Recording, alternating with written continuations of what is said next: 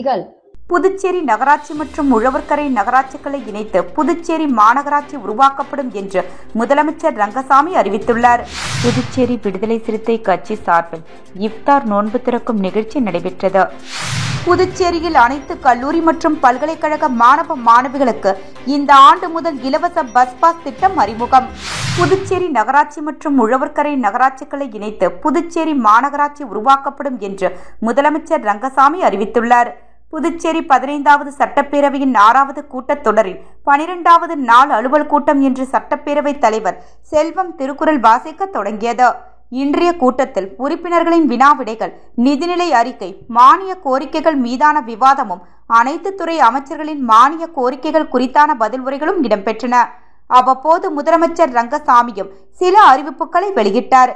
இன்றைய கூட்டத்தொடர் முடிந்த பின்பு செய்தியாளர்களை சந்தித்த முதலமைச்சர் ரங்கசாமி புதுச்சேரி நகராட்சி மற்றும் உழவர்கரை நகராட்சிகளை இணைத்து புதுச்சேரி மாநகராட்சி உருவாக்கப்படும் என்று தெரிவித்த முதலமைச்சர் ரங்கசாமி, சுகாதாரத்துறையில் பணிபுரியும் ஆஷா பணியாளர்களுக்கு 10,000 ரூபாய் சம்பளம் வழங்கப்பட்டு வருகிறது.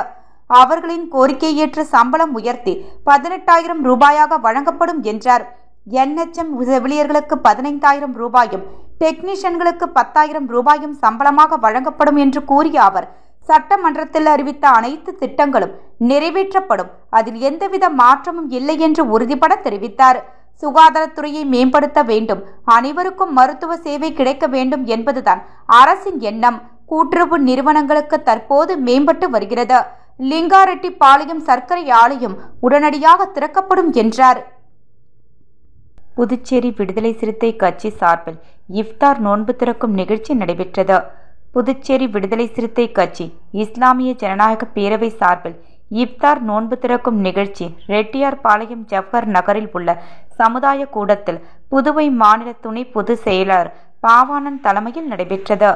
இந்த நோன்பு திறக்கும் நிகழ்ச்சியில் தமிழ் மீனவர் விடுதலை வேங்கைகள் தலைவர் மங்கைய செல்வம், CPM பெருமாள், மஜ்லிஸ் கட்சி தலைவர் சம்சுதீன், கபிலன், அப்ரார் உசேன், முகமது ஹாசன், முபாரக், ஜலாலுதீன் அன்பரசன் ஆகியோர் சிறப்பு அழைப்பாளராக கலந்து கொண்டனர். கேலோ இந்தியா திட்டத்தின் கீழ் நகர மற்றும் கிராமப்புறங்களில் மினி ஸ்டேடியம் ஏற்படுத்த நடவடிக்கை எடுக்கப்பட்டு வருவதாக தெரிவித்த அமைச்சர் நமச்சிவாயம், தேசிய அளவில் மற்றும் உலக அளவில் பல்வேறு போட்டிகளில் வெற்றி பெற்ற விளையாட்டு வீரர்களுக்கு கடந்த 2008ஆம் ஆண்டு முதல் அவர்களுக்கு ஊக்கத்தொகை வழங்கப்படாமல் உள்ளது.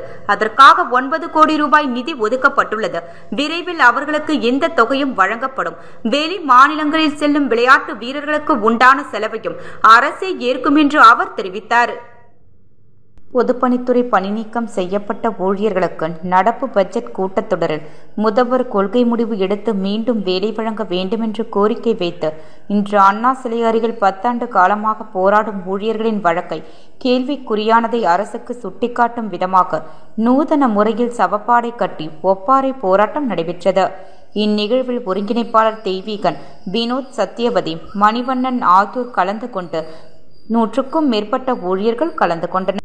புதுச்சேரியில் அனைத்து கல்லூரி மற்றும் பல்கலைக்கழக மாணவ மாணவிகளுக்கு இந்த ஆண்டு முதல் இலவச பஸ் பாஸ் திட்டம் அறிமுகம். பள்ளி மாணவ மாணவிகளுக்கு இந்த ஆண்டு முதல் இலவச சீருடை மற்றும் காலணி வழங்கப்படும் என கல்வி அமைச்சர் நமச்சிவாயம் அறிவிப்பு.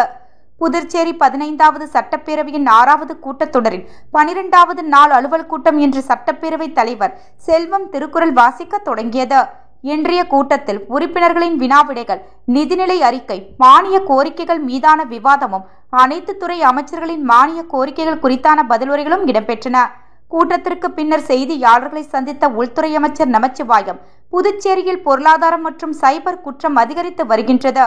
CBCID போலீசார் தற்போது பொருளாதார குற்றங்களை கண்டித்து வருகின்றது.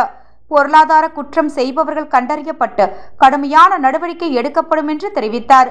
புதுச்சேரி பள்ளி மாணவர்கள் போக்குவரத்து விதிமுறைகள் குறித்து அறிந்து கொள்ளும் வகையில் போக்குவரத்து பூங்கா அமைக்கப்படும். புதுச்சேரியில் உள்ள ஆசிரியர் காலி பணியிடங்கள் நிரப்பப்படும். நீட் பயிற்சி பெற்ற 585 மாணவர்கள் விண்ணப்பித்துள்ள நிலையில் புதுச்சேரி நகர பகுதியில் 2 கிராமப்புறங்களில் 2 மற்றும் காரைக்காலில் 1 நீட் பயிற்சி மையம் அரசு சார்பில் தொடங்கப்படும் என்று தெரிவித்தார். பள்ளி மாணவ மாணவிகளுக்கு இலவச சீருடை, இலவச சைக்கிள், லேப்டாப் போன்றவை வழங்கி வருகின்றோம். இந்த ஆண்டு முதல் அவர்களுக்கு காலணி மற்றும் புத்தகப்பை வழங்கப்படும் என்று தெரிவித்த அமைச்சர் நமச்சிவாயம், மாணவ மாணவிகளை கண்காணிப்பதற்காக ஸ்மார்ட் அடையாள அட்டை திட்டமும் இந்த ஆண்டு முதல் அமல்படுத்தப்பட உள்ளது என்று தெரிவித்தார். அரசு மற்றும் தனியார் மருத்துவக் கல்லூரிகளில் 10% இடஒதுக்கீட்டில் படிக்கும் மாணவர்களுக்கு கட்டணம் முழுமையாக அரசு செலுத்தி வருகின்றது. இந்த ஆண்டு முதல் அந்த திட்டம் விரிவுபடுத்தப்பட்டு செவிலியர், வேளாண், சட்டம் மற்றும் கால்நடை மருத்துவம் போன்றவை படிக்கும் மாணவ மாணவிகளுக்கும் இந்த திட்டத்தின் கீழ் கல்வி கட்டணம் செலுத்தப்படும் என்றார். புதுச்சேரி பாரதிதாசன் அரசு மகளிர் கல்லூரி மற்றும் அனைத்து கல்லூரிகள் மற்றும் பல்கலைக்கழக மாணவர்களுக்கு இலவச பஸ் பாஸ் வழங்கப்படும் என்றார். மேலும் புதுச்சேரியில் உள்ள அனைத்து டிரான்ஸ்பார்மர்கள் மற்றும் மின் கம்பங்கள் மாற்றப்பட்டு அனைத்து வீதிகளிலும் LED விளக்குகள் பொருத்தப்படும் நடவடிக்கை மேற்கொள்ளப்பட்டு வருகிறது என்றார். புதுச்சேரி மாநிலம் அனைத்து ரேஷன் கடைகளில் 100% இலவச அரிசி வழங்க வலியுறுத்தி நாம் தமிழர் கட்சி காலாப்பட்டு தொகுதி சார்பாக குடிமைப் பொருள் வழங்கல் அலுவலக அதிகாரிகளை நேரில் சந்தித்து கோரிக்கை விடுத்தார்கள். புதுச்சேரி அரசின் சார்பில் அனைத்து ரேஷன் அட்டைகளுக்கு வழங்கப்பட்டு வருகின்றது. இந்நிலையில் நேற்று காலாப்பட்டு தொகுதியில் மக்களுக்கு வழங்கப்படும் இலவச அரிசி பற்றாக்குறை ஏற்பட்டது. பொதுமக்கள் ஊழியர்களிடம் ஏன் பற்றாக்குறை ஏற்பட்டது என்று கேள்வி எழுப்பினார்கள். ரேஷன் கடைகளில் பணிபுரியும் ஊழியர் எண்களுக்கு என்பது விழுக்காடு வழங்குவதற்கு மட்டுமே அரிசி வழங்கியுள்ளார்கள். தங்களுக்கு ஏதாவது விளக்கம் வேண்டுமெனில் நியாய விலைக்கடை குடிமைப் பொருள் வழங்கும் இயக்குநரிடம் கேட்டுக் கொள்ளவும் என்று கூறினார்கள். இது தொடர்பாக நியாய விலைக்கடை குடிமைப் பொருள் வழங்கல் இயக்குநரை சந்திக்க சென்ற பட்ஜெட் தொடர்பாக சட்டமன்றத்திற்கு சென்று விட்டார். இக்காரணங்களால் அவ்வளவத்தில் பணிபுரியும் கண்காணிப்பாளர் அவர்களை சந்தித்து அனைத்து ரேஷன் கடைகளில் 100% இலவச அரிசி வழங்க நடவடிக்கை மேற்கொள்ள வேண்டும் என நாம் தமிழர் கட்சி காலாப்பட்டு தொகுதி சார்பாக கோரிக்கை வைத்தோம். நாம் தமிழர் கட்சி உறவுகளின் கோரிக்கைகளை கேட்டறிந்து அது தொடர்பாக விரைந்து நடவடிக்கை மேற்கொள்கிறேன் என்று உறுதியளித்தார். இந்நிகழ்வில் நாம் தமிழர் கட்சி காலாப்பட்டு நிர்வாகிகள் காமராஜ், வினோத், தட்டாஞ்சாவடி தொகுதி பாலாஜி ராஜ்குமார், சங்கர், ரமேஷ், ஈடன் பாஸ்கர், மணவெளி தொகுதி ஆரோக்கியசாமி அனைவரும் திரளாக கலந்து கொண்டனர். புதுச்சேரி முதலமைச்சர் தற்போது சட்டசபையில் ஆஷா ஊழியர்களுக்கு 10,000 வாங்கி கொண்டிருக்கிறார்கள், 8,000 உயர்த்தி 18,000 வழங்குகிறார் அறிவித்திருக்கிறார். NHM ஊழியர்களுக்கு செவிலிய அதிகாரிகளுக்கு தற்போது வாங்குகின்ற சம்பளத்தில் கூடுதலாக 15, ANM ஊழியர்களுக்கு கூடுதலாக 12,000, மற்ற ஊழியர்களுக்கு கூடுதலாக 10,000 வழங்குவதாக அறிவித்திருக்கிறார். முதலமைச்சர் அவர்களுக்கும் சட்டமன்ற உறுப்பினர்களுக்கும் இதற்கு உறுதுணையாக இருந்த மற்ற அதிகாரிகளுக்கும் அரசு ஊழியர் சம்மேளனம் பொறுப்பாளர்களுக்கும் சுகாதார ஊழியர் சம்மேளனம் பொறுப்பாளர்களுக்கும் ஆஷா பணியாளர்கள் சார்பில் நன்றி தெரிவிக்கப்பட்டுள்ளது. புதுச்சேரி நகராட்சி மற்றும் உழவர்கரை நகராட்சிகளை இணைத்து புதுச்சேரி மாநகராட்சி உருவாக்கப்படும் என்று முதலமைச்சர் ரங்கசாமி அறிவித்துள்ளார். புதுச்சேரி விடுதலை சிறுத்தை கட்சி சார்பில் இஃப்தார் நோன்பு திறக்கும் நிகழ்ச்சி நடைபெற்றது. புதுச்சேரியில் அனைத்து கல்லூரி மற்றும் பல்கலைக்கழக மாணவ மாணவிகளுக்கு இந்த ஆண்டு முதல் இலவச பஸ் பாஸ் திட்டம் அறிமுகம்.